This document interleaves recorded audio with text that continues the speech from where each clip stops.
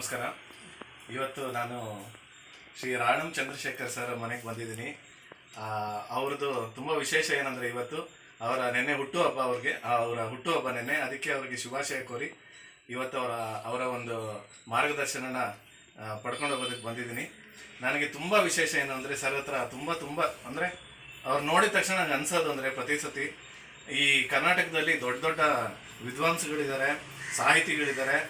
ಅವ್ರನ್ನ ನಾವು ಕಂಪೇರ್ ಮಾಡೋಕ್ಕಾಗಲ್ಲ. ಯಾರನ್ನೂ ಕಂಪೇರ್ ಮಾಡೋಕ್ಕಾಗದೇ ಇರೋವಂಥ ಒಂದು ದೊಡ್ಡ ಶಕ್ತಿ ಸಾಹಿತಿಗಳಿದ್ದಾರೆ ನಮ್ಮ ಕರ್ನಾಟಕದಲ್ಲಿ. ಆದರೆ ಕನ್ನಡಕ್ಕೆ ಅಂತ ಸಾಹಿತ್ಯನ ಮುಡುಪಾಕಿ ಇಟ್ಟಿರೋರಲ್ಲಿ ಕೆಲವು ಸಾಹಿತ್ಯ ವ್ಯಕ್ತಿಗಳಲ್ಲಿ ರಾಣಂ ಸಾರು ಮೊದಲನೇ ಸಾಲಿನಲ್ಲಿ ನಿಂತ್ಕೊತಾರೆ ಅಂತ ನಾನು ಹೇಳೋದಕ್ಕೆ ತುಂಬ ಖುಷಿ ಆಗುತ್ತೆ.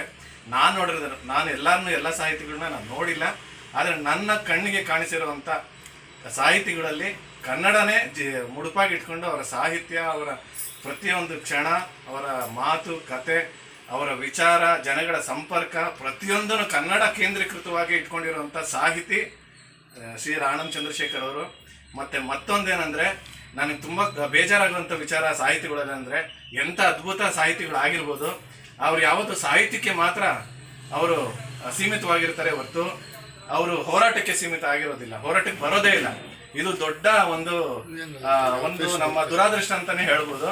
ಅದು ಯಾವಾಗ ಬದಲಾವಣೆ ಆಗುತ್ತೋ ನನಗೆ ಗೊತ್ತಿಲ್ಲ, ಆದ್ರೆ ಅದಕ್ಕೆ ಒಂದು ಅಡಿಪಾಯ ಅಂತ ಹಾಕಿರೋರು ತುಂಬಾ ವರ್ಷದಿಂದಲೇ ಅಡಿಪಾಯ ಹಾಕಿ ಏನ್ ಪ್ರೋಟೋಕಾಲ್ ಅನ್ನೋದನ್ನ ಬ್ರೇಕ್ ಮಾಡಿ ಒಬ್ಬ ಸಾಹಿತಿಯಾಗಿ, ಒಬ್ಬ ಹೋರಾಟಗಾರನಾಗಿ ತುಂಬಾ ದೊಡ್ಡದಾಗಿ ಗುರುತಿಸ್ಕೊಂಡಿರೋಂಥವ್ರು ಶ್ರೀ ರಾಣಂ ಚಂದ್ರಶೇಖರ್ ಅವರು.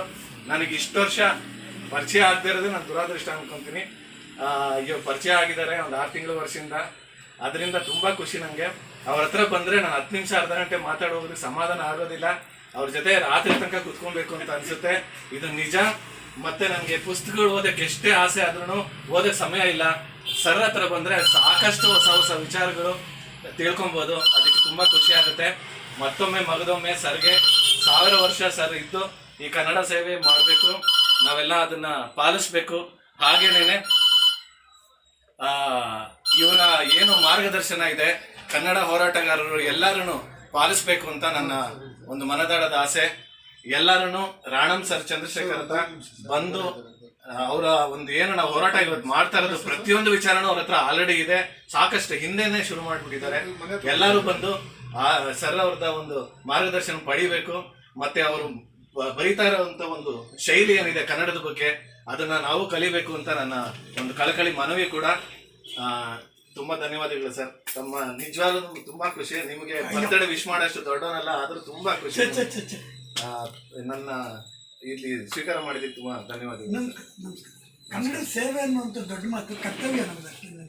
ಯಾರದ್ದೇ ಆಗಲಿ, ಯಾರು ಕನ್ನಡ ಸೇವೆ ಮಾಡೋದಕ್ಕಾಗಲ್ಲ. ಕನ್ನಡನ 2000 ವರ್ಷದಿಂದ ಇರುವಂಥ ಭಾಷೆ ಇದೆಯಲ್ಲ. ಅನಾಕ್ರು ಒಂದು ಮಾತು ಹೇಳ್ತಾರೆ. ಅನಾಕ್ರು ಅಂತವ್ರು ನಿಮ್ಗೆ ಯಾರಿಗಾರು ಗೊತ್ತಿದೆಯಲ್ಲೋ ಗೊತ್ತಿಲ್ಲ, ಅಂಥ ಭಾಷಣಕಾರ ಇನ್ನೊಬ್ರು ಬರಲ್ಲ. ಅನಾಕ್ರು ಹೇಳ್ತಾರೆ, ಕನ್ನಡಕ್ಕೆ ನನ್ನಂಥವ್ರು